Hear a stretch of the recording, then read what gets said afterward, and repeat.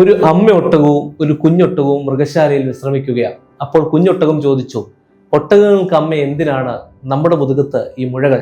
അമ്മയൊട്ടകം പറഞ്ഞു, നമ്മൾ മരുഭൂമിയിലെ മൃഗങ്ങളാണ്. അതിനാൽ വളരെ കുറച്ച് ജലം മാത്രം ഉപയോഗിച്ച് നമുക്ക് അതിജീവിക്കുവാൻ കഴിയുന്ന തരത്തിൽ വെള്ളം സംഭരിക്കുവാൻ നമുക്ക് ദൈവം ഈ മുഴകൾ തന്നിരിക്കുന്നു.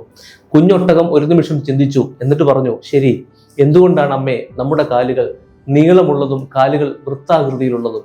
അമ്മ മറുപടി പറഞ്ഞു, അവ മരുഭൂമിയിൽ കൂടി നടക്കുവാൻ വേണ്ടിയുള്ളതാണ്.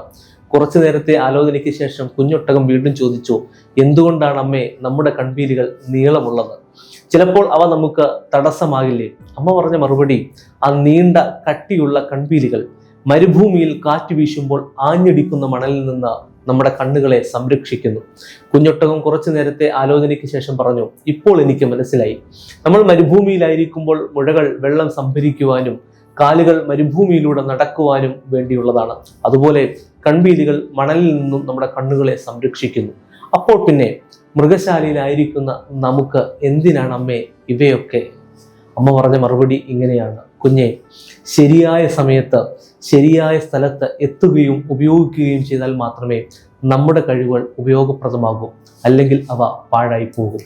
നമ്മുടെ ജീവിതത്തിലെ കഴിവുകളും അവയുടെ ഉപയോഗവും അങ്ങനെ തന്നെയാണ്.